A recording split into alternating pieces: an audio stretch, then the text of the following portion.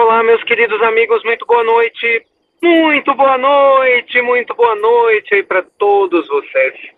Muita luz e paz, né, nessa pílula noturna do nosso amado Evangelho de hoje. Gente, hoje à noite eu queria compartilhar com vocês uma linda história que nos traz uma reflexão profunda sobre a importância do perdão, principalmente para os nossos familiares mais difíceis. Principalmente para aqueles familiares, né, que convivem conosco e acabam sendo fontes de grandes sofrimentos.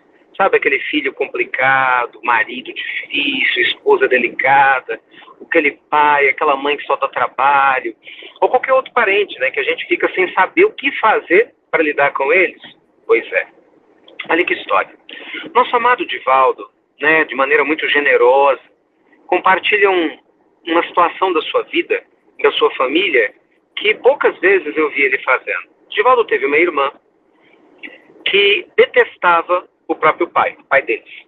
E o Divaldo conta que essa irmã, desde quando o Divaldo era novinho, o Divaldo hoje está com 90 anos, desde quando ele tinha 17, essa irmã dizia para ele que detestava o pai. E ele perguntava na época, ainda não era espírita, por quê? E ela, não sei, mas eu detesto esse homem, ele é um canalha, usando esses termos. E o Divaldo conta que depois de um tempo, o pai, sem entender nada, porque o pai não lembrava de nada, não sabia de nada, por que sua irmã me detesta?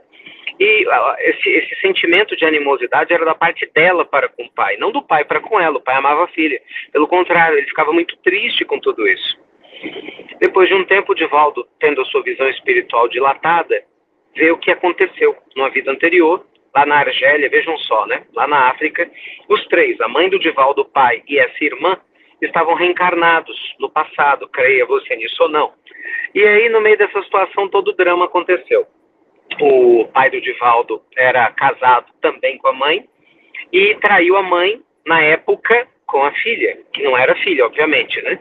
E configurando assim um adultério. E no final das contas, acabou deixando ela. Bem, a vida seguiu, ela nunca o perdoou na existência passada, desencarnou com a raiva dele. E os dois desencarnaram, né? O pai e a mãe do Divaldo se entenderam, a vida seguiu, tanto que eles voltaram nessa existência e casaram novamente. Segundo o Divaldo, né, foram pessoas felizes e tal, mas a filha não, ela não perdoou. Você vê o perigo da gente não se perdoar, né, meus amigos?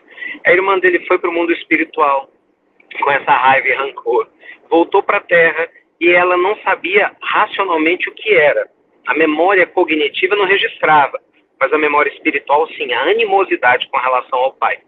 Só que, ao contrário do que era de se esperar, ela nunca quis se aproximar do pai, ou nem fez um esforço. Durante muito tempo, ela dizia ao Divaldo, que fez de tudo, né, para aproximar os dois: eu não quero conviver com esse homem, a ponto do Divaldo ter que levar o pai para morar na Mansão do Caminho, para evitar os conflitos, que eram muito intensos, né, quando eles moravam todos em Feira de Santana. Enfim, resumo da história. Já no fim da vida, o pai do Divaldo, já quase desencarnando, o Divaldo consegue, né, enternecer a irmã, e a irmã vai até a Mansão do Caminho, visita o pai, e o pai lhe pede perdão, né, por tudo que eventualmente tivesse feito, mas que naquela existência ele era pai, ele só amava. Ela cai em si, chora bastante, fica se sentindo culpada, e aí pede, né, para poder trabalhar junto com o Divaldo. Ela também se muda para a Mansão do Caminho, e segundo o Divaldo, foi ajudar a cuidar, né, de dezenas e dezenas de crianças, foi a costureira das crianças, para aliviar a sua angústia e ao mesmo tempo ajudá-lo. Resumo da história: segundo o Divaldo, ela viveu mais 12 anos, e quase que ininterruptamente ela tinha crises de choro, de tristeza. Por quê? Porque enquanto ela teve tempo para trabalhar o perdão, ela preferiu não trabalhar, deixou a revolta crescer no coração. E aquilo lhe fez muito mal. Então agora, de certa forma, aquele sofrimento era depurador. Olha, vejam só, meus amigos, o perigo que é quando a gente tem um familiar difícil, complicado, e a gente prefere optar pelo caminho da dor, da angústia, da raiva, do rancor, ao invés de buscar a compreensão. Eu sei que é difícil, lógico, só você sabe, né, do desafio que você passa. E, pelo amor de Deus, longe de mim minimizar isso. Claro que não. A gente sabe que a escola que o lar é uma grande escola, né? Nossa família nos coloca em contato tanto com seres que a gente ama, quanto com seres que nós temos dificuldade de relacionamento. Mas aí é que está o detalhe. Se você se revolta, sabe, se você se guarda na sua tristeza, num caramujo de dor, essa angústia faz adoecer, faz a gente murchar. E não é essa angústia que nos aproxima de Deus. Não se iluda, pelo contrário, só nos distancia. O que nos aproxima de Deus é o sentimento do amor, do perdão. Pelo menos a gente se esforçar, sabe? Fale com Deus mesmo, assim, Senhor, tá difícil conviver com fulano. Meu coração tá triste, tá angustiado, mas por favor, me ajuda a me libertar desse sentimento. Me auxilia a dar o próximo passo com mais discernimento, com mais amor, com mais carinho. Ajuda, e aí você fala o nome do fulano, a despertar espiritualmente, que eu melhore, que essa pessoa melhore, que a gente aprenda a conviver em paz e em harmonia. Mas não deixe, meus amigos, que o seu coração se enche de raiva e rancor, para que só o tempo, que quando aparece, né, muitas vezes traz uma maneira didática com um pouco mais de sofrimento, só o tempo venha curar. Pelo contrário, ajude o tempo a te ajudar. Faça do tempo seu aliado, a sua aliada. Eu sei que não é simples, muitas pessoas sempre mandam mensagens, né, sobre a pílula. Eu encontro com algumas pessoas que dizem a mesma coisa: Ricardo, eu não aguento mais, fulano, ciclano, beltrano, e eu sei que não é fácil. Todos nós temos familiares, né, meus amigos? E cada um de nós, como diz o ditado, sabe onde o sapato aperta. Mas sem dúvida alguma, o Evangelho é o elixir que nos dá força para seguir, né? Nos traz discernimento para que a gente não perca uma existência toda aumentando as nossas dores com raiva e com rancor. Seja você a primeira pessoa a criar a ponte de amor. Seja você a primeira pessoa a criar a ponte de equilíbrio com o coração do outro. Porque esse livre-arbítrio nós temos, né? Se a outra pessoa vai mudar ou não, se ela vai aceitar ou não, isso depende dela. Mas cabe a nós, pelo menos, ter a consciência tranquila de que a gente nunca vai desistir da paz, da convivência pacífica e harmoniosa. É ou não é? Que você faça, claro, aquilo que tem que ser feito, que Jesus te dê a sabedoria, Deus te permita essa sabedoria, de você saber determinar, às vezes, os limites que são necessários, mas sem crueldade, sabe? Sem essa raiva, esse rancor que só nos faz mal, que só nos faz adoecer, que só nos faz nos distanciar das pessoas que a gente precisa se aproximar.